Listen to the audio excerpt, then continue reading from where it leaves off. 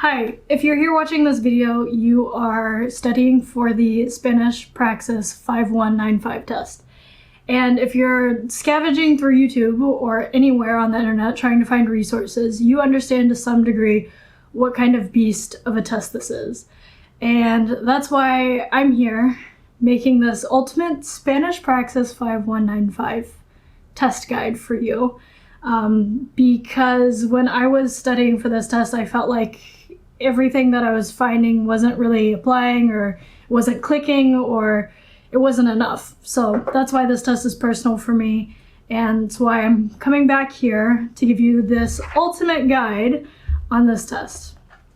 In this video today, we are going to be breaking down the test into categories, explaining what you can expect on the test.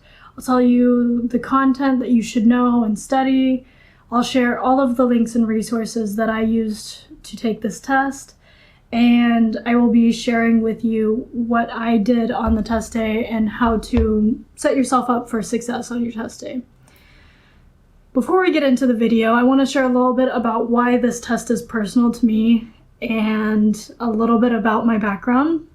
I've been studying for this test for 3 years, and this year, on my 4th attempt, I passed the test. And it was a big deal because even after the first time that I took this test, it felt extremely hard. It felt impossible to pass. I didn't have the opportunity to study abroad because I went to college during the pandemic. I also immediately began teaching after I graduated, so I didn't have time to study abroad or enroll into like a college abroad. And every resource that I found when I was looking up how to pass this test, it was like, I would see things on Reddit like, oh, I just passed this test, I'm a native Spanish speaker. It was a little bit difficult, but I passed it. And I'm like, I'm not a native Spanish speaker. Spanish is my second language. It felt, it didn't really apply to me. Also, some people were like, yeah, I just got done studying abroad. I took the test. It was great. Do it right when you get back from your trip. I was like, I didn't study abroad either.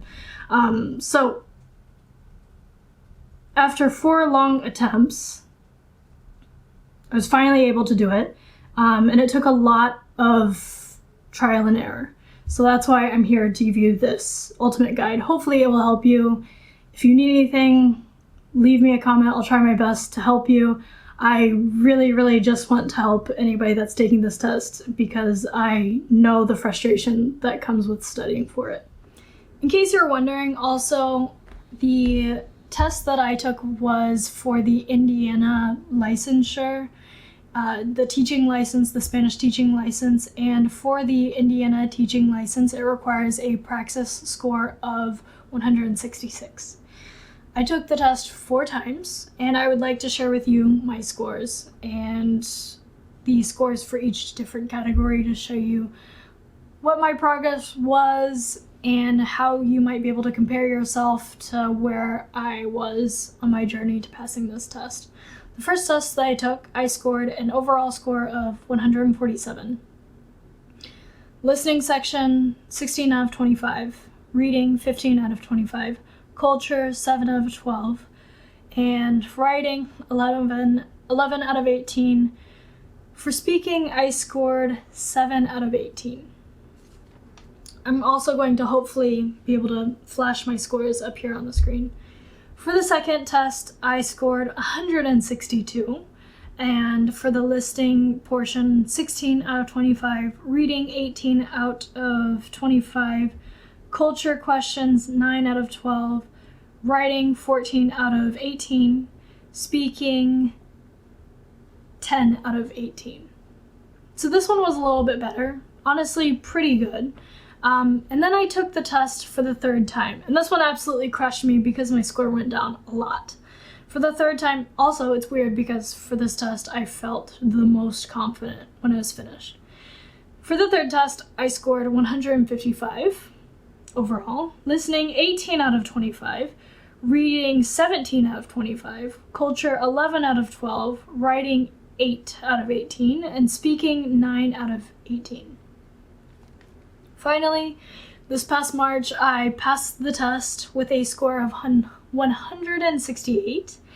And for the listening portion, 23 out of 25, reading 16 out of 25, culture 10 out of 12, writing 10 out of 18, and speaking 12 out of 18.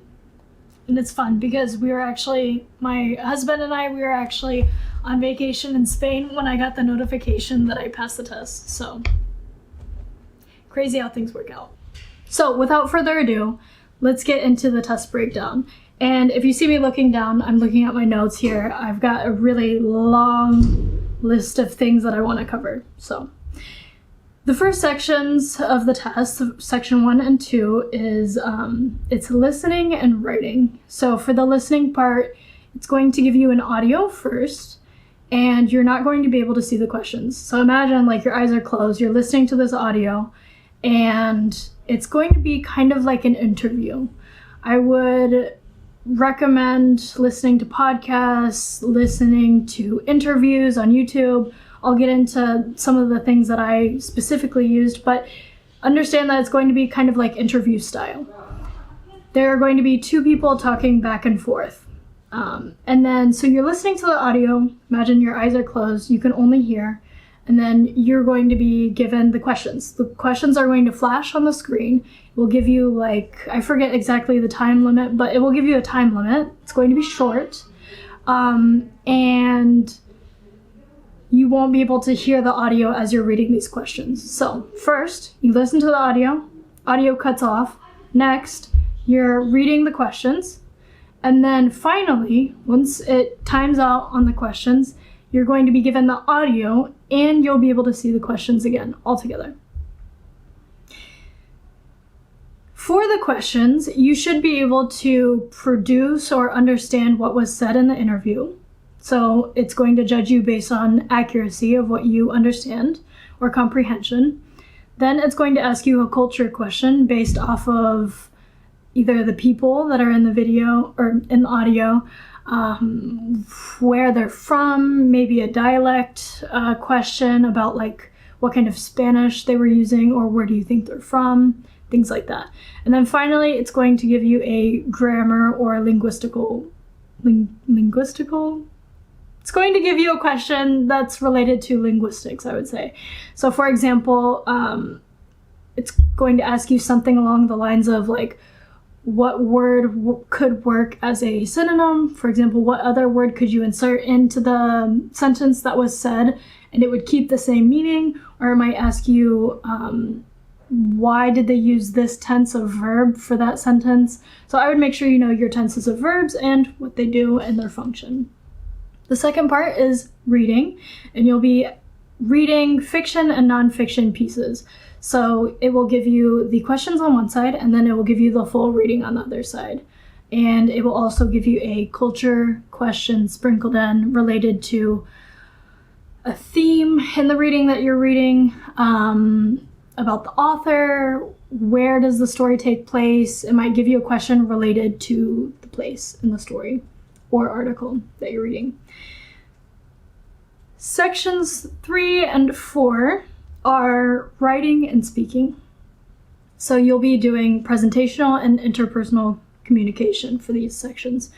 For the writing piece, you'll be writing a formal letter, formal email to someone. So imagine to a colleague, to a board, you're going to be presenting your idea, and you need to make sure that it's formal. So using formal, ways to address somebody in Spanish, and then you'll need a formal way to sign off. And then also make sure you're using usted, very formal language.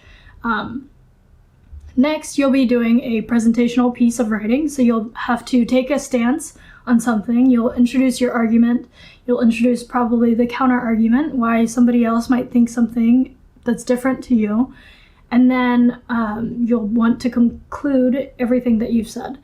And the more that you can write like a robot, the more success that you'll have. So do not write like you would to a friend. Finally, the speaking portion of the test. And in this section, you'll be giving your opinion. So you'll want to introduce your argument. You'll want to introduce your stance, again, the counter argument as well. You'll want to conclude everything that you've said. And then you'll want to also demonstrate different tenses as appropriate as it can be. For example, like I would recommend using the subjunctive tense, really giving like your strong emotions and opinions on things. The second speaking portion is a simulated conversation. So it's a conversation between you and then the computer.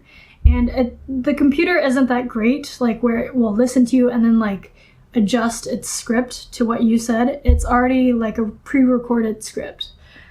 So you'll want to kind of be able to think quickly on like how you can respond to a person, or in this case, a computer. Now that we've broken down the test, here's a list of things that you can study. And I would recommend making a list of all of the things that I'm going to tell you. It's hard to tell you exactly like what questions or topics will be on the test, but I would make sure that, you know, as long as you have a list of all of these themes and a list of answers to what I'm about to tell you, I think you'll be pretty good as long as you study from those. So you'll want to make sure that you study popular foods from different countries.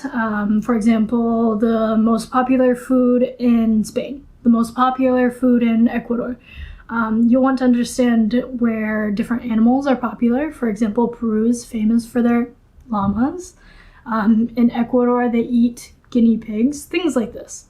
So if you can make a list of different countries, okay, famous foods, famous animals or popular animals in this country. You will also want to know the difference between the Mayans, the Aztecs, and the Incans. You'll want to understand where these civilizations are in current day countries. So you'll also want to understand the difference between the Mayan and Aztec structures. For example, in the Aztec civilizations, the structure is a bit more basic or taller. And then in the Mayan civilizations, they had more like pyramids, lots of steps, temples, things like that. Also, you need to understand that the Aztec civilization is in current day Mexico City area. You'll also want to know all of your loan words and where they come from. For example, al-Hijres comes from the Arabic influence on the language. So you want to understand how different groups influenced the Spanish language. You'll also want to know who colonized Spain and in what order they colonized Spain or the peninsula. You'll also want to study up on your architecture. For example, it will flash you a picture of a building and you should be able to tell whether it had a Gothic influence, Arabic influence, etc. For example, a big one is like if it shows you a doorway and it has like a mosque structure, you should know that it came with like an Arabic influence. You should also study up on your famous writers, their famous works, and where are they from. So I would create a list of famous Spanish-speaking writers, their famous works, and where are they from. You'll also want to know the dialect differences. For example, in Argentina, instead of strawberry, they might say, and for example, in Argentina, instead of fresa for strawberry, they might use the word frutilla. And also, they are very big on yerba mate. Also, you'll want to understand that in Spain, instead of corazón, they might say corazón. So understanding the different dialects. For the reading, writing, and speaking portions, you'll want to study up on your transition words, paragraph starters, like for example, first, second, things like that. You'll also want to make sure that you're practicing your reading. I would highly recommend not wasting your time on like fun reading. Like for example, when I was first taking this test, I was like, okay, I'm gonna read Harry Potter and it's going to make me prepared for the test. I would highly recommend studying news articles, reading academic pieces, or more formal writing. Make sure that you can form different sentences with the subjunctive. Make sure you're also citing your sources from the readings. For example, the text says, according to the article, based on the info. Make sure you have like a list of phrases that you can use that makes your writing a little bit more formal, more academic. Now let's get into the resources that I used to study for this test. For the listening section, I used the Radio Garden app, which is an app where you can tune into radio channels from all around the world. It's really neat because you can study up on the Argentine dialect, Spanish dialect. You can choose to listen to a radio channel in Buenos Aires, for example.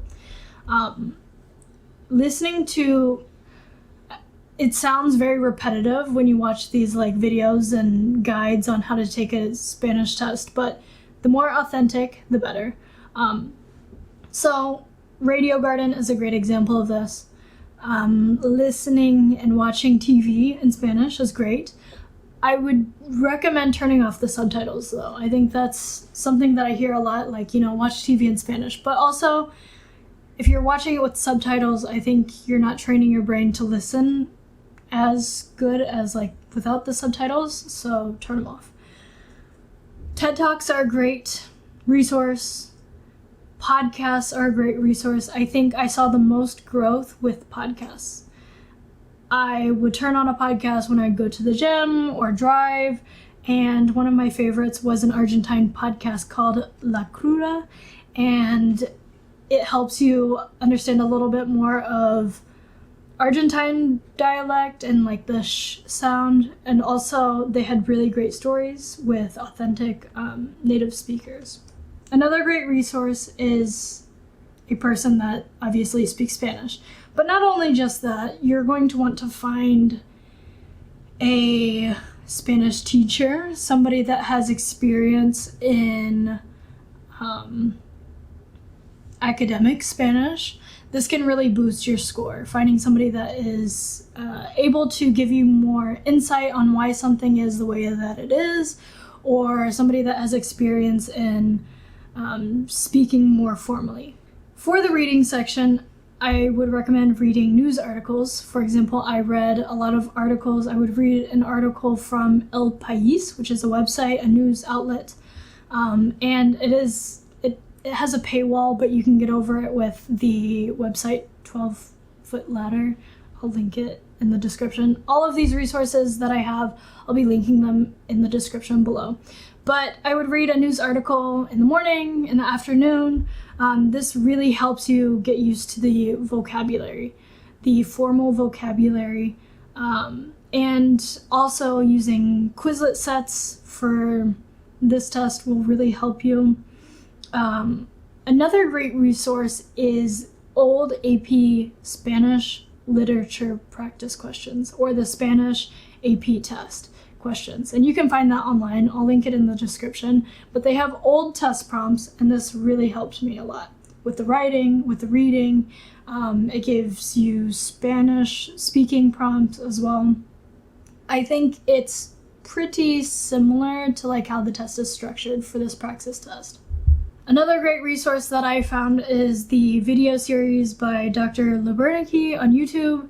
I'll link his videos in the description below. Finally, let's go through what I did on test day and how to set yourself up for success.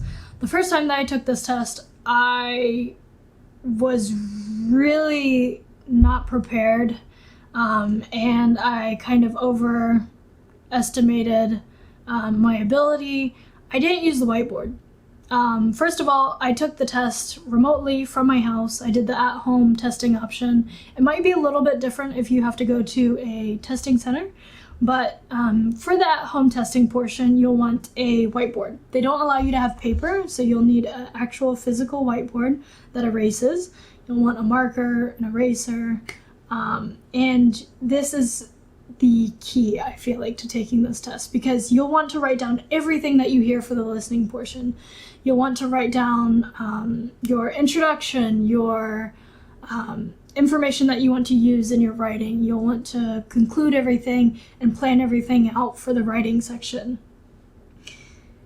Make sure that you use a whiteboard. For the first test that I took, I didn't use the whiteboard. I don't know why. I thought I was too good for it, I guess, and it really crushed me. Also, if you're taking that home test portion, depending on your test proctor, they might be more strict, they might not be as strict. Use the bathroom. There was one test that I took where the proctor was like, you can't use the bathroom. I don't know why your previous proctors allowed you to do that. It says no bathroom before you take the test. Before the test, it was very different depending on which proctor I had. So use the bathroom, use your whiteboard, make sure you're writing down everything, all the details during the listening portion, write down every single thing that you hear, and that will really help you when you have to recall that information for the test questions. I hope this video helps you. Really, I just wanted to make this video with just a compiled list of everything that I know, so that at least I hope some piece of information will help you. Everything, all the links, all the resources that I used that I can think of, I'm going to put it in the description below. If you are interested in getting a professional Spanish teacher, I used a amazing person. Her name is Merlina Sagretti. I'll put her email in the description if you'd like to get in contact with her for some more Spanish practice. But yeah, good luck. If you have a question, leave it in the comments below.